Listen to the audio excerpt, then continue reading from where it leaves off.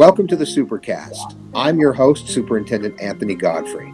On this episode, we are really excited to talk to some rock star teachers who are collaborating over the course of 3 weeks this summer to create a K-6 online curriculum with content for the entire upcoming school year. It's a significant effort on the part of several school districts that will give teachers and parents options and help to make sure students don't miss a beat in learning throughout the year. We're talking about curriculum covering all the core subjects designed to meet individual needs. Our rockstar teachers are here to tell us all about it. Today, we are fortunate to have on the Supercast Ross Menlove, who is the digital learning consultant for Jordan School District, Dylan Funk, a teacher at Silvercrest Elementary, and Melanie Smith, a teacher at Antelope Canyon Elementary, which will open this fall. We're going to start with Ross and talk with Ross a little bit about a project that we have in Jordan School District in partnership with some other districts to create online content in anticipation of schools reopening in the fall. This will allow teachers to teach any grade, K-12 really, online. And this particular group is working on the K-6 part of that curriculum. Ross, can you describe a little bit about what's going on this summer? Yeah, thanks for asking. So we have invited a group of teachers to come in, and they're maintaining appropriate social distancing as they work together to design curriculum for students who need to be able to take school online this fall.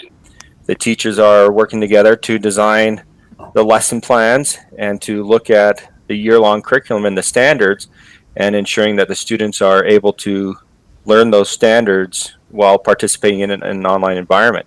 The way it's designed is there's a learning target for those students to succeed every day, and there's a teacher. The teacher will meet with those students every day and provide online instruction, whether that's through maybe it's over the phone or maybe it's in a video in a web conference or whatever it might be. There's every day that teacher's providing instruction to those students, and then they can have some activities that those students can participate in to be able to meet the target of the day and to continue their learning while away from school and be able to do that online. As I understand it, this will be curriculum that teachers who are teaching in person in the classroom can also drop in and use to meet the needs of students who have perhaps been missing class or had to be absent because of a quarantine or an illness in the fall. That is 100% correct. Yeah, what the student is going to be receiving at school, they could get that same online, and so that the students will be able to seamlessly transition between being at school with their teacher and also working online, and the teacher will have that curriculum and that content already made online to help them and assist them to best meet the needs of the students and to be able to individualize the instruction for those students based on where they're at on the learning progress. So in other words, a teacher would not have to create online content for a student who was going to be home for 2 weeks. They would be able to look at the standards that we're going to be taught in class during those 2 weeks and just provide links to that student to the content that's already been created by this group this summer. Yeah, we want the teachers to do what they do best, is to teach. We want to take the curriculum part of the process, kind of want to help them with that, take that off their shoulders so they can focus on teaching those students and meeting the individual needs of those students. You know, that's where they're trained in is helping those students learn and progress, and we want to make that as easy as possible so they can focus on what they're good at. And this is also going to be a course that would allow, as you indicated, students to take the entire year online, so that if parents want to keep students home for any number of reasons, they would be able to do so, and the content would be there to provide standards-based instruction throughout the year. The amazing thing is these teachers are providing year-long curriculum. So we have a scope and sequence, and those teachers are able to see what those students need to meet those standards from the first day of school to the last day of school. Those students won't miss a beat, and we'll be able to guarantee that those students have been taught all the essential standards. They've been taught all of the curriculum that they need to be successful in their grade level or their subject area. And the standards focus is really important. For example, what we talked about earlier, if a student is out of school for a couple of weeks, they may not engage in exactly the same activities that they would have had they been in school, but they will receive instruction and curriculum around the same standards that they would have been learning. So they still learn the same things they needed to learn, just maybe in a different way. And that's the joy of online learning and blended learning, is we can teach students and the students can respond in their learning their own individual way, and we can ensure that they've met those standards and they've shown that proficiency in their learning to be able to, for us to have a sure knowledge that those students are reaching their learning targets and that they're able to continue on, and we have that good understanding and we know where the kids are at. Now, this has clear application for the fall, but there are a lot of long-term uses for this type of curriculum and having this available and created by great teachers here in Jordan District. Yep. The wonderful thing about this is teacher created, teacher made. As the teachers going throughout the curriculum, they stop and they say, you know what, this is an important concept right here. Let's spend 2 or 3 days. Let's make sure we have extra activities, make sure we build in some form of assessment to make sure the kids have this learning. But yeah, it's teacher created, and the awesome thing about this is it provides options. We have options not only right now with this current pandemic, but we have options going forward in the future, and we can be very creative in those options for students to be able to ensure student learning and be flexible to meet student needs. That's something we've been focused on as a district for a long time. That's providing a wider range of options for students. And of course, that's particularly important right now, given the pandemic. But going forward, I just like that there's going to be an option for students who may need to be out because of health reasons or just prefer to learn at home. And maybe they've chosen homeschool, but this is another option for them, or they just simply, for whatever reason, even for a short period of time, need to learn from home as opposed to coming to school. I just love the options this will give teachers and parents and students. Yeah, I really appreciate, Jordan District and the board and their vision to be able to provide these options for students and allowing amazing teachers to come in and work on this curriculum. So that way we can be flexible and we can keep students here in the Jordan community and keep them connected with their teachers, with the school, and the big community at large without them having to physically be at the building, but still be part of the community and part of the learning process. I understand that other districts have joined this effort since we put this in place. We've been having teachers that have come from Nebo School District that are joining in the fun. They're coming and helping our teachers kind of get a different perspective, and we're providing that same for them. And we're also collaborating with Cache School District and other districts and be able to have something ready for students district-wide, not only in Jordan, but also across the state. Describe the group that you have there this summer. Tell me about how many teachers you have. They're from all grades, from a wide range of schools, and as you said, several districts.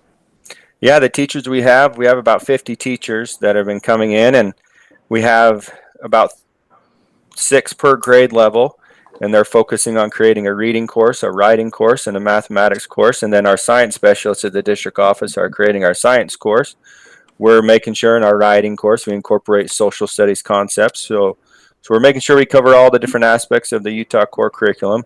But the teachers we have there, they're rock star teachers. They're teachers that I know that not only found success during online teaching, but they're also teachers that are really great at curriculum.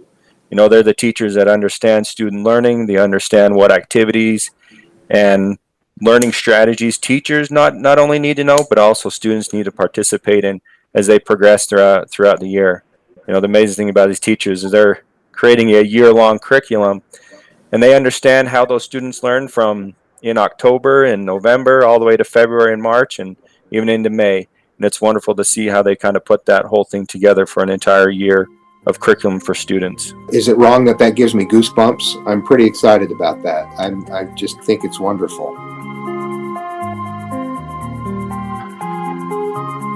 We're going to take a quick break, and when we come back, more about the online curriculum and how it will give teachers, students, and parents options throughout the new school year.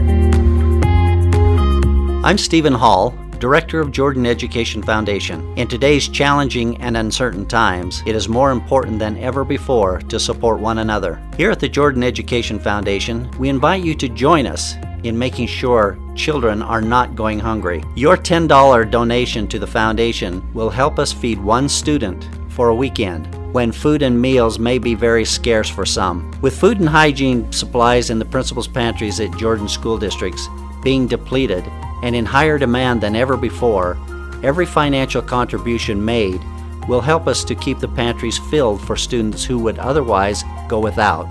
The Jordan Education Foundation exists due to the generosity of people who care about kids. If you would like to donate to help children from going hungry, please visit jordaneducationfoundation.org or contact the foundation at 801-567-8125. Thank you. Together we can make a difference. Let's start with Dylan Funk. Dylan, thanks for joining us on the Supercast today. Hey, thanks for having me. It's a pleasure to be here. Tell us a little bit about yourself. How long have you been teaching? What grades have you taught? And then we'll talk a little bit about this project. Yeah, for sure. So I'm a newer teacher. I've been over at Supercast for the last 2 years. I've been there for 2 years. And I'm currently teaching 6th grade. So you're helping with the upper grade curriculum there. Correct. Tell me, what have you liked about this experience? What are you learning from other teachers? I think one of the best things is really just the ability to the ability to have a larger learning community. So all these different teachers from different districts and different schools are all coming together, and really just the ability to kind of talk about what's important about the standards, what are the parts that we want to focus on, and how can we provide those options for students to really meet the learning targets. What are some of the advantages of online learning for students in upper grades and elementary? For me, I think one of the best things with technology in general is just the ability we have to individualize teaching. So I think how we can really look at a student's specific learning needs and adjust things for what they might kind of need some extra assistance with. So as we kind of went through the end of the school year, I found that I was really adjusting and kind of tailoring instruction to what my students need for my learning environment. So I was able to adjust things really to meet those standards and learning goals and help them find their academic success. Well, what you described is exactly what we've been trying to do for a long time, and that's meet individual needs in an individualized way. So it's exciting that there's a project going forward with all of these teachers and districts working together to make that a permanent part of what's available to us. What has it been like working with these other teachers and teachers from other districts? It's really been a great project. It's overwhelming. I think at first we all kind of looking at the whole year, kind of one big picture is always a scary thought. But as we started kind of discussing and working together in our own groups, and then really even talking with other groups, it's been exciting to see people start making progress and have great ideas and sharing. And really just the level of collaboration has been exciting to see. It's probably really fun to be in a group of teachers, even socially distanced, since you haven't had that chance for a long time. It's definitely exciting to kind of see some other people. I feel like I've been quarantined for a while now. Melanie, let's tell me a little bit about your teaching. How long have you taught? And you were at Butterfield Canyon. Yeah, so I'll be starting my 20th year in teaching, and I've done all kindergarten, and then before I got to Jordan District, I did some preschool too. When you think about online learning, I think most people think about older kids. They think about high school, middle school, upper grades, and as a cabinet, we really asked ourselves, what's it like for kindergarten? And when the pandemic was new enough that we were still meeting as a cabinet, we talked about online curriculum for kindergarten. And we actually watched a couple of videos embedded into Canvas as if we were a student. And I was really impressed at how engaging online learning can be for young students. Tell me a little bit more about that.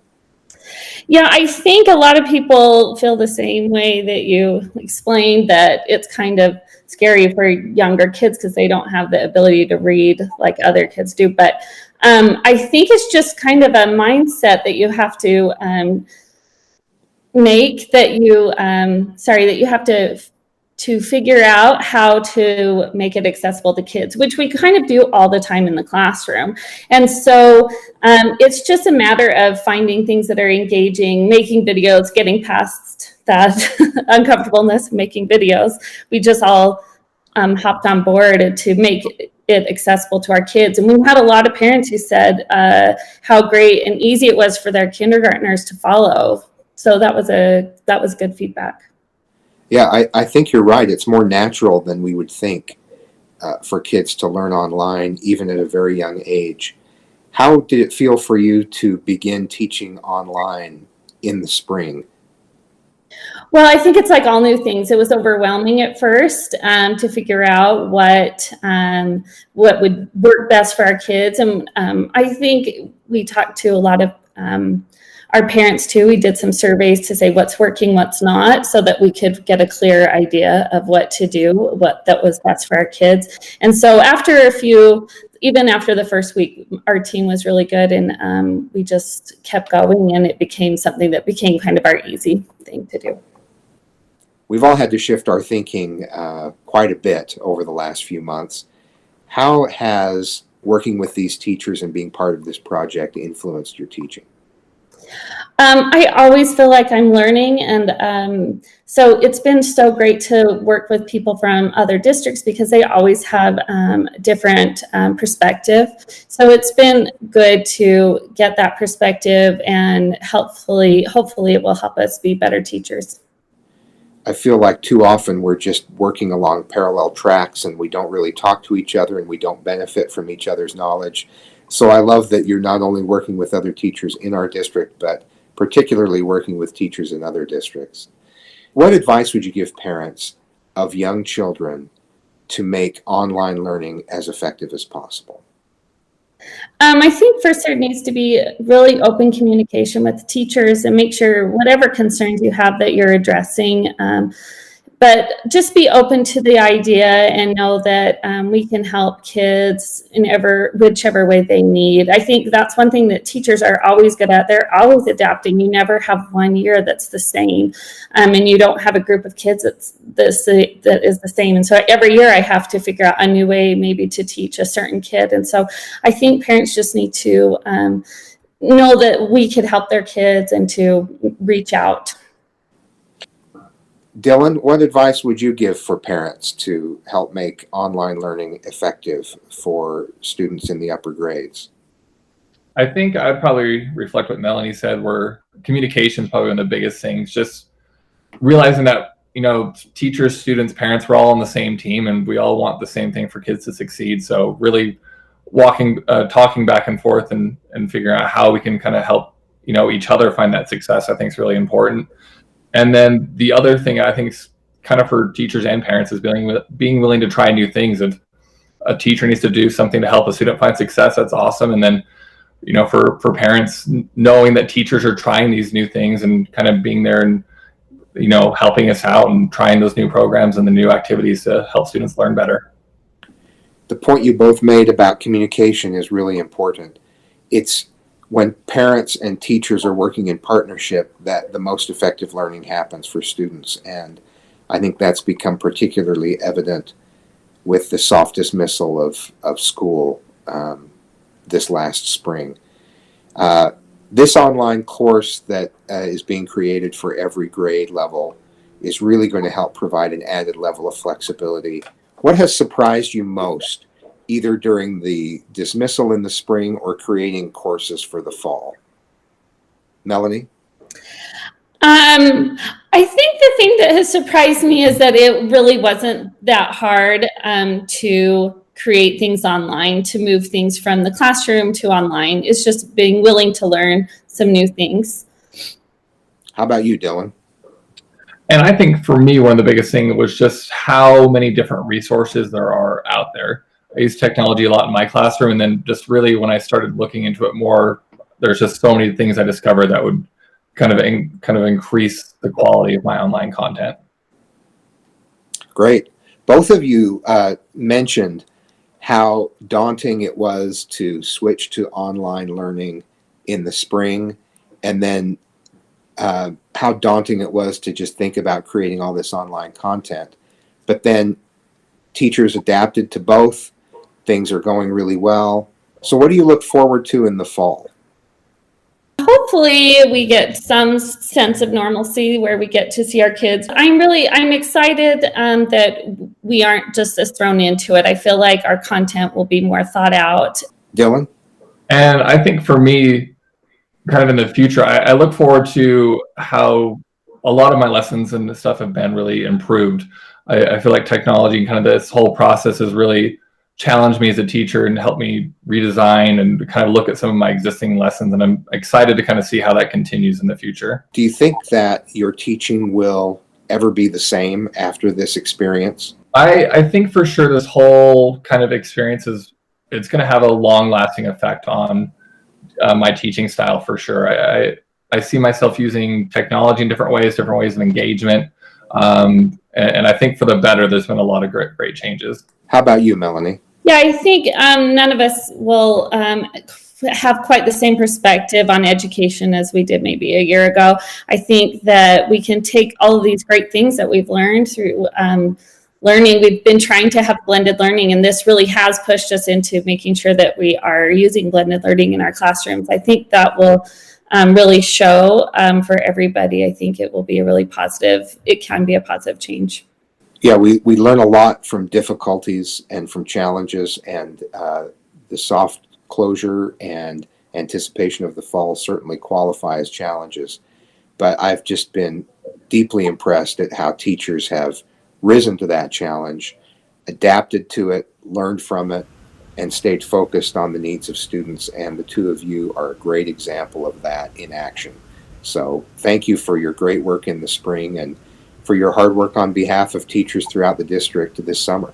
Whenever we can on the Supercast, we try to play a little game called Two Truths and a Lie. So I'm going to give you each the chance to do that. And I think we'll start with you, Dylan. It's a little harder for me to detect lies over Zoom, but let's give it a shot. Dylan, tell me two truths about yourself and a lie, and let me see if I can figure out which is which. Okay, so my three things will be: I have been to a Disney park over 100 times, I have broken my nose, or my last one is I worked as a surgical tech. You were never a surgical tech. I was a surgical tech. You were? I was. Okay. But you did go to Disney 100 times, that's for sure. I did, yep. The lilt in your voice when you said that, maybe it sounded a little wistful because you haven't been able to do that for a while. I haven't, and it's me and my wife are struggling with that very much so. So when did you last go? The last with December would be our last time. December was your last time. So you really do go, do you go every few months? About every other month is when we go. Wow. Props. I admire that. Okay, what's the best food then at Disneyland? The best food. There's a place that has a French dip. That is my absolute favorite, and I'll go there every single time. Okay. That's my favorite. My wife loves French dip. I never knew that. So 3 years from now, when we can finally go back to Disneyland, I'll keep that in mind. Okay, very good. I know a little bit more about you now, Dylan. Well done. Melanie, two truths and a lie. I'm the worst at this. I'm never that interesting. Let's see. I have 3 sisters. I have 1 dog, and I have 3 kids. Okay, this is a mathematical question here. You only have 2 sisters. No, I have no kids. Oh, no kids. Oh, Kindergartners, I guess. Sisters, no kids. What is your dog's name? Echo. Echo. Yeah. Do you have to call his name more than once to get him to come? Yeah, lots. Okay. All right. Well, what kind of dog is Echo? Shih Tzu. Shih Tzu. Very cool. Yeah. Okay. Well, it's been so nice meeting both of you. I really admire the work that you're doing, and I really appreciate it. And I know lots of kids, parents, and teachers will appreciate it as well. Thanks to our teachers for their hard work this summer, creating online K-6 courses We're excited to make this available to parents and students to provide additional learning options this fall. Thanks again for joining us on the Supercast. And remember, education is the most important thing you will do today, wherever you do it.